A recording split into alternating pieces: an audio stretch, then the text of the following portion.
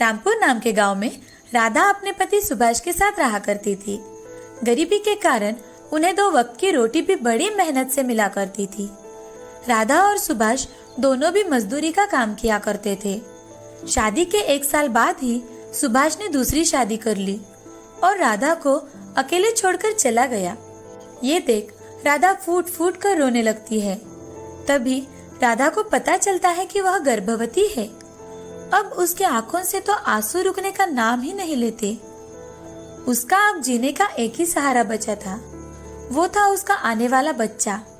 अब दूसरे ही दिन राधा मजदूरी का काम करने चली जाती है। सुभाष के चले जाने के बाद राधा अकेली हो चुकी थी। वह खुद ही अपना ख्याल रखा करती थी। एक दिन सुभाष के चाचा जी राधा के घर आकर, अरे राधा बेटी, कहाँ जा रही हो? चाचा जी, मैं काम पर जा रही हूँ। काम पर जाना तो पड़ेगा ही ना। हाँ मेरी बच्ची, लाओ वो थैलियाँ मैं लेता हूँ। ऐसा कहकर चाचा जी उसके हाथ की थैलियाँ ले लेते हैं और राधा को बाजार छोड़ देते हैं। ऐसे ही महीने बीत जाते हैं। राधा का 9वां महीना शुरू हो जाता है। एक दिन राधा की मौसी उसे काम करते देख, राधा 9वें महीने में तो आराम किया करो, चलो घर चलो। नहीं मौसी, आप तो जानती हो ना घर के हालात। मुझसे जब तक काम होता है तब तक मैं काम करूंगी। तू तो मेरी बात बिल्कुल भी नहीं सुनेगी। अभी मैं घर जा रही हूँ, 15 दिन बाद वापस आऊंगी। तब तक अपना ख्याल रखना। ठीक है मौसी, जल्दी आने की कोशिश करना। हाँ मेरी बच्ची, तब तक तुम अपना ख्याल रखना। ऐसा कहकर मौसी गांव चली जाती है और इधर राधा काम पर हर रोज आया करती थी। एक दिन रात के समय राधा के पेट में अचानक से दर्द शुरू हो जाता है। राधा सुभाष के चाचा जी को बुला लेती है। वो जल्द ही राधा के घर पहुंच जाते हैं। जल्दी से राधा को अस्पताल में भर्ती भी करवाते हैं।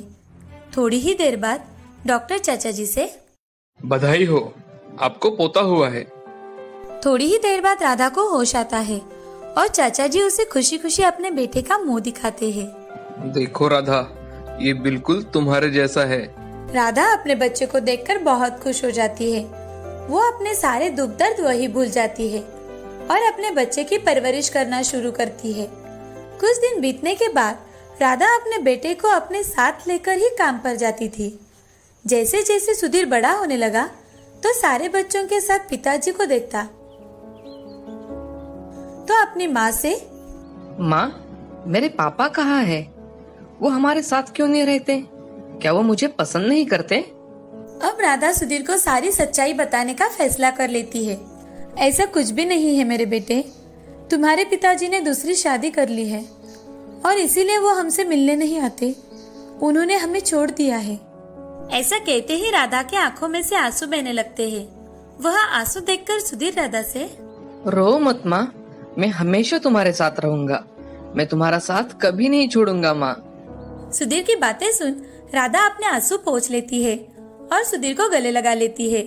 अब राधा सुधीर को स्कूल में भेजने का निर्णय लेती है और उसका दाखला करवाती है। सुधीर पढ़ाई में बहुत ही होशियार था। उसका पढ़ाई में हमेशा ही अव्वल नंबर आया करता था। सभी शिक्षक भी उस पर बहुत खुश थे।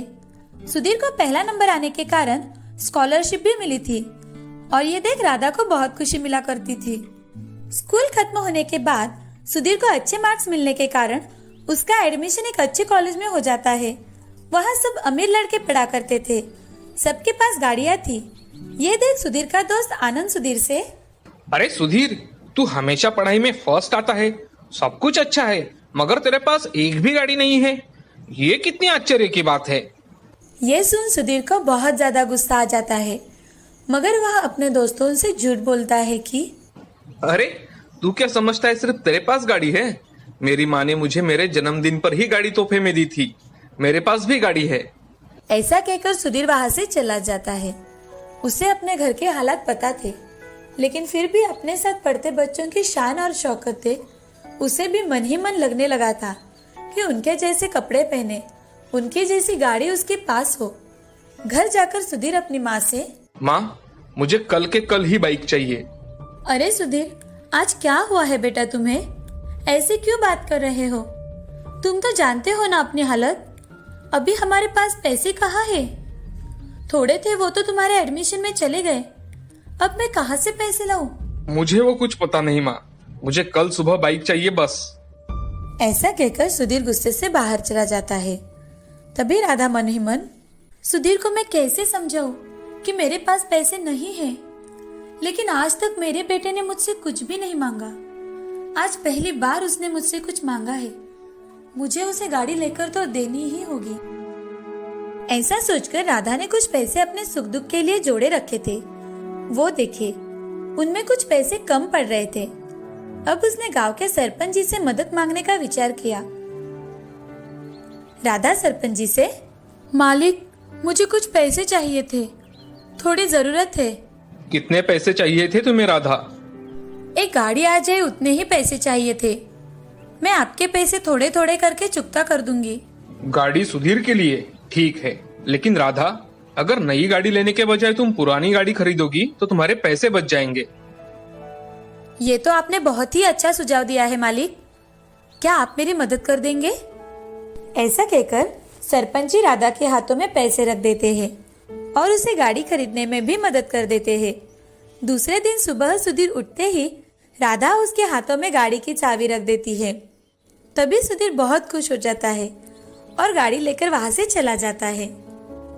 राधा सुधीर को खुश देख वो भी खुश हो जाती है। शाम के समय जब सुधीर कॉलेज से घर लौट रहा था, तभी बाइक का स्पीड बहुत ज्यादा होने के कारण उसका एक्सीडेंट हो जाता है। उसे तुरंत ही सरकारी अस्पताल में भर्ती करवाया जाता है।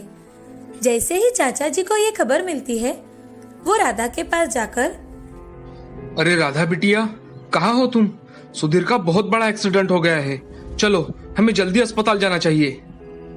ये सुन राधा जोर जोर से रोने लगी और भागते भागते अस्पताल में पहुंच जाती है। वहां जाते ही डॉक्टर से, डॉक्टर साहब मेरा बेटा कैसा है? उसे ज्यादा चोट तो नहीं आई ना? एक्सीडेंट की वजह से सुधीर की एक आंख में गहरी चोट आई है। अब शायद ही सुधीर उस आंख से देख पाए। राधा ये बात सुन बहुत रोने लगती है और डॉक्टर से, डॉक्टर साहब कुछ न कुछ तो उपाय होगा ना इस पर? प्लीज डॉक्टर, मेरे बेटे की आंख को कुछ नहीं होना चाहिए। अगर कोई उन्हें आंख दान में दे तो पेशेंट फिर से देख सकता है। डॉक्टर, मेरे बच्चे को मेरी आंख दे दीजिए। मैं तो एक आंख से अपनी पूरी जिंदगी गुजार लूंगी। मेरे बेटे के सामने उसकी सारी जिंदगी पड़ी हुई है। उसको तो अभी पढ़ाई भी पूरी करनी है। आप उसे मेरी आंख दे दीजिए। ठीक है, जैसा आप चाहे। डॉक्टर, मेरे बेटे को कभी मत बताना कि ये आंख मैंने उसे दी है। ठीक है। ऐसा कहकर राधा अपनी एक आंख सुधीर को दे देती है और खुद 2 दिन बाद घर चली जाती है। सुधीर हर रोज अपनी माँ की हॉस्पिटल में राह देखता है, लेकिन वो उसे मिलने नहीं आती तो सुधीर को बहुत गुस्सा आ जाता है।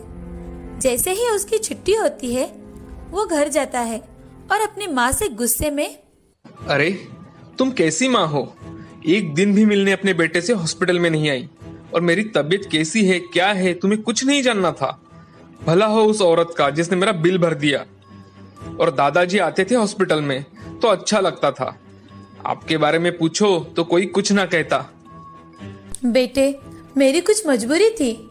आखिर तुम्हारी ऐसी कौन सी मजबूरी थी माँ? भगवान तो तुम्हारी जैसी माँ किसी को ना दे। सुधीर इतना ज्यादा गुस्से में था कि उसने अपनी माँ की ओर देखा भी नहीं। उसकी ओर देखे बिना ही वो शहर चला गया अपनी बाकी की पढ़ाई पूरी करने के लिए। राधा की आंख में से आंसू निकलने लगे।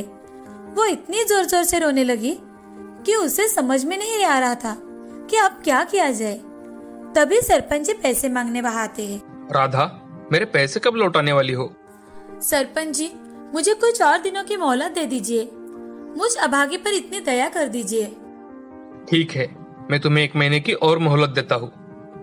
धन्यवाद सरपंच जी, मैं आपकी बहुत आभारी हूँ। सरपंच जी वहां से चले जाते हैं। यह सारी बातें सुधीर को पता ही नहीं थी कि आखिर उसकी माँ ने उसके बचपन से लेकर आज तक उसके लिए क्या किया है। कुछ साल बीत जाते हैं। अब सुधीर अफसर बन गया था, लेकिन अपनी माँ पर इतना ज्यादा गुस्सा था कि अपनी माँ से एक बार भी नहीं मिलने आया था। राधा पर मजदूरी करके सरपंच जी के पैसे लौटाने की नौबत आ गई थी। अब राधा बहुत थक चुकी है। एक दिन अचानक से उसे पता चलता है कि उसका लाडला बेटा एक अफसर बन गया है और सरपंच जी ने उसे अपने गांव बुलाया है। वह दौड़कर वहां चली जाती है वहां जाते ही राधा मन ही मन, कितने साल बीत गए, अब मेरे बेटे का गुस्सा भी चला गया होगा। कितना बड़ा हो गया है मेरा बेटा आज कि उसका यहाँ गौरव किया जाने वाला है। सुधीर बहुत बड़ी गाड़ी में से अपनी पत्नी के साथ नीचे उतरता है। ये देख राधा चौंक जाती है। वो अपनी माँ को देख उसे नजरअंदाज करता है और अपने दादाजी से, दादाजी आप कैसे हो? सब कुछ कुशल मंगल तो है ना? हाँ ठीक हो बेटा। और ये क्या बेटा, तुमने शादी की और हमें बताया भी नहीं? सुधीर मुस्कुराकर वहां से जाने लगता है। तभी राधा उससे बात करने के लिए आगे जाती है तो सुधीर सरपंच जी के साथ स्टेज पर चला जाता है। ये देख राधा को बहुत बुरा लगता है, लेकिन अपना बेटा इतना बड़ा अफसर बना है, ये देख मन ही मन बहुत खुश हो जाती है। ये सारी बातें चाचा जी दूर से देख रहे थे और कुछ वक्त बाद चाचा जी सुधीर से, सुधीर कोई अपनी माँ के साथ ऐसा करता है क्या? वो मेरी माँ कहने के लायक नहीं है दादाजी। वो मेरे बारे में अच्छा नहीं सोचती, सिर्फ खुद के बारे में सोचती है। भला ऐसी कोई माँ होती है? सुधीर कोई अपनी माँ के साथ ऐसा करता है क्या? वो कितने दिन से तुम्हारी राह देख रही थी। दादाजी उसके लिए तो मैं हॉस्पिटल में ही मर गया था, जहाँ वो मुझे देखने तक नहीं आई। ये सुन राधा फूट फूट कर रोने लगती है। तभी चाचा जी सुधीर को एक जोर का थप्पड़ लगाते हैं और सारी हकीकत बताते हैं। सुधीर राधा तुमसे मिलने नहीं आ पाई क्योंकि उसने तुम्हें अपनी आंख डोनेट की थी। अगर वो ऐसा नहीं करती तो तुम जिंदगी भर के लिए एक आंख से अंधे हो जाते। ऐसी माँ नसीब वालों को मिलती है सुधीर, तुम्हें तो इसकी कोई कदर नहीं है। कभी अपनी माँ से पूछा कि आखिर उसके आंख को क्या हुआ है? सुधीर चाचा जी की बातें सुनकर चौंक जाता है और भागते हुए अपने माँ के पास आता है। अपने माँ के पैर पकड़कर माफी मांगता है। सुधीर की आंखों में आंसू देख राधा उसे माफ कर देती है और अपने बेटे को गले लगा लेती है। हमें इस कहानी से ये सीख मिलती है कि अपने बड़ों का हमेशा सम्मान करना चाहिए। वो हमेशा अपने बच्चों का भला ही सोचते हैं। सच्चाई पता न हो तो उन्हें कभी भी हमारे शब्दों से दुखाना नहीं चाहिए। हमारी जिंदगी में माँ का स्थान अमूल्य होता है।